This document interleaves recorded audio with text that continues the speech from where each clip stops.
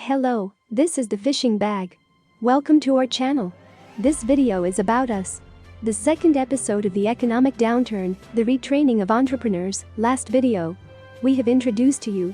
Under the current economic situation, entrepreneurs need to retrain at a background and the pressures our entrepreneurs are under in the process of doing business, including both pressure from the company or career. It also includes pressure from the family. At the same time, we also from the international and domestic two perspectives, respectively said, the first 2 points from the pressure of the company or career. Let's take the title and just briefly review it. Point 1.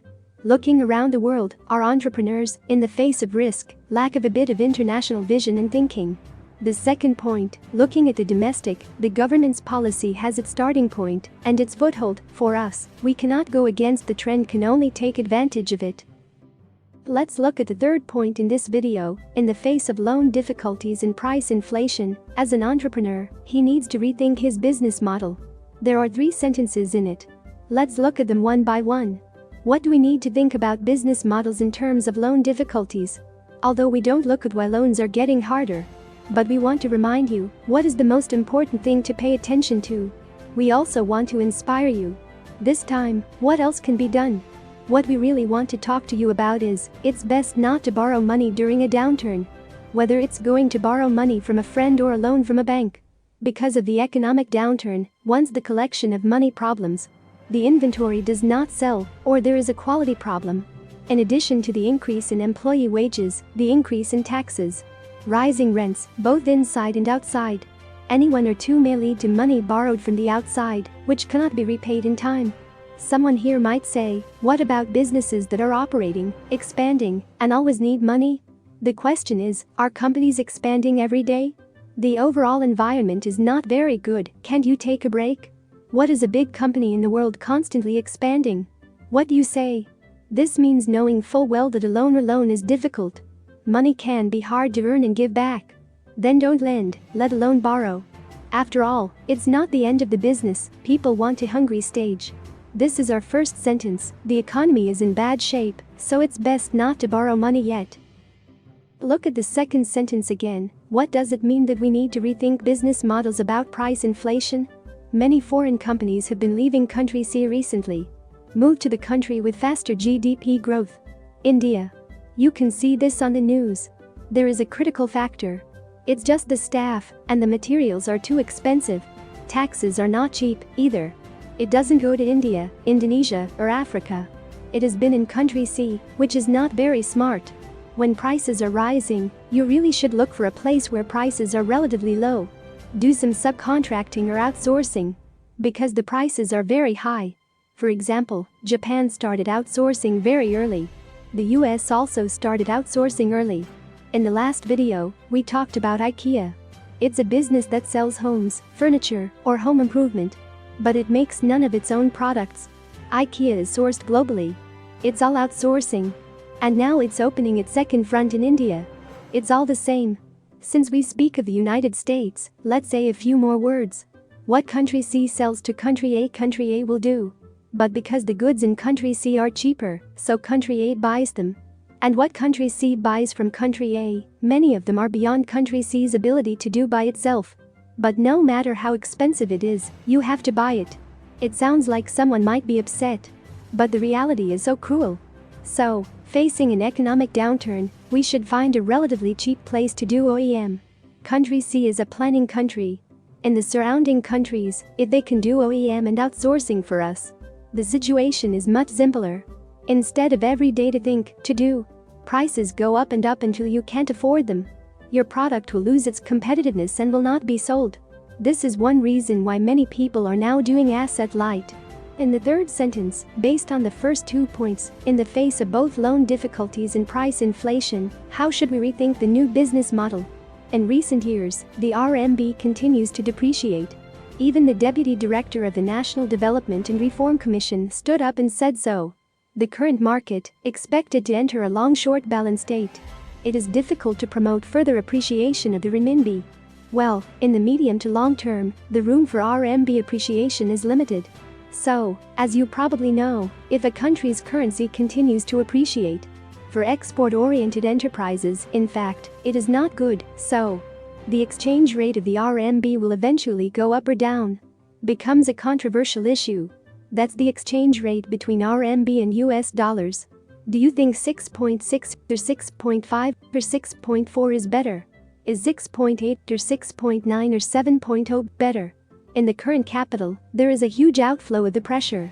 To put it bluntly, people think there is no chance of making money here. Go elsewhere to make money. This capital flow is a very normal thing. As for how much to flow, it should flow. It's a national policy. But flow to flow is inevitable. American capital flows around the world. Japan's capital is also all the flow of the world. Europe contains German, French, and Italian capital. It is also the configuration of the world, the flow of the world. Capital is as simple as that. It goes where it's good. But there is also a problem with more flow. Country C has a traditional idea. Foreign exchange savings cannot be too small. Foreign exchange means a country is rich and powerful. But it probably forgot. Foreign exchange increases, the RMB should also increase accordingly. Because of the foreign exchange control, it will become the RMB out. The number of M2 releases in recent years is actually quite high. Although it's down a bit now. But it does create a lot of renminbi. These yuan if there is nowhere to invest. If you don't want to rebuild your assets, then I'd like to ask you, in addition to speculation, real estate, stocks, fund, gold, and what method? Slowly on the line into such a bubble. Well, look at dollar savings. Dollar savings in Asia, Japan, and country C as of 2017, savings in Asia and Japan have fluctuated very little for several years. Country C's dollar savings range from $4 trillion to $3 trillion. Lost nearly a quarter of that $1 trillion in just 3 years. So, the government of country C believes that this loss is wrong. To put it mildly, someone may have taken it away. There are also normal flows, such as overseas investment. So, no matter normal or abnormal, flow or loss, it's always dangerous. Even if the loss of 50% is estimated to be scary, not to mention time. So the government began to pay attention to foreign exchange. Look at the prices just said. When we talk about statistics, we find an exciting place. The price index published by country C has barely changed in recent years. CPI, Consumer Price Index. It's 2%, 3%, 4%. To and fro. That's the PPI, Producer Price Index, which is 4%, 5%, 6%. To and fro.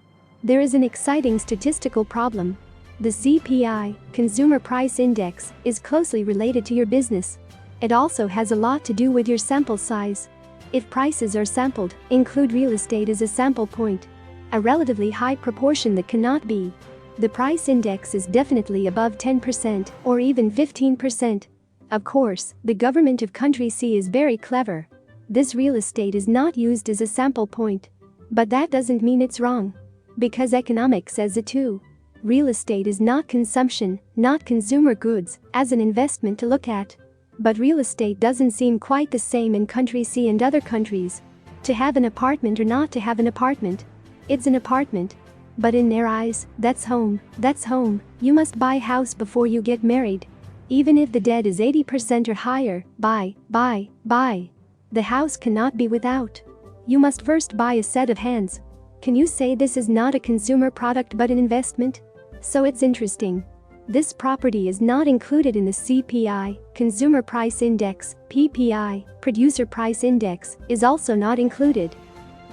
So, under the dual pressure of loan difficulties and price inflation, we have money in our hands. Neither real estate speculation, not good stock speculation. A few steps to fry gold. Also dare not speculate in foreign exchange. Still cannot transfer assets abroad at will. These are two things that we talked about in the last video. Look at the world. Our entrepreneurs, in the face of risk, lack a bit of international vision and thinking. And domestically, the government's policy has its starting point and its foothold. A higher requirement is put forward. Of course, as you should be aware, in the face of the economic downturn, there will be continuous problems. And the problems that arise, it's much more than that. What's wrong with that? That's our next video. In the face of expansion too fast, profit decline in the circumstances, and how should entrepreneurs reflect? How to respond? With that, We have finished our third point today. A brief review of yesterday and today. Yesterday we proposed. The first. To look at the world. Our entrepreneurs. In the face of risk. Lack international vision and thinking. Also. For your reference. We have a copy of The Economist's annual heavyweight publication. The World. Second. Looking at the domestic. The government's policy has its starting point and its foothold. For us. Cannot go against the trend, can only take advantage of. We also suggest that. Given the economic downturn. If your business wants to. Can still maintain sustainable development. So the government's policy and policy direction. We have to pay more attention to. Try to keep your choices in line with their preferences. Or try to move closer to their favorite industries. Among them. We listed the country's more respected 5 industries. Big education. Big agriculture. Big medical treatment. New energy. And new material. To strive for more policy protection and policy support. Number 3. Whether international or domestic.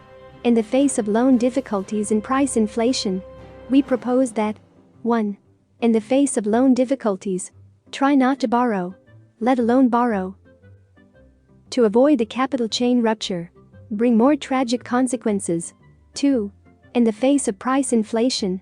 We really should look for a place where prices are relatively low. Help us with contract manufacturing or outsourcing in places like India, Vietnam, Indonesia or Africa. Well, we briefly combed through the previous content. One can comb before and after the logical relationship. Second. To prepare for the next video. That's the end of today's video. If you have something to gain from the content, please thumb up, subscribe and share. Here is the fishing bag. Thank you for watching. We will see you in the next video.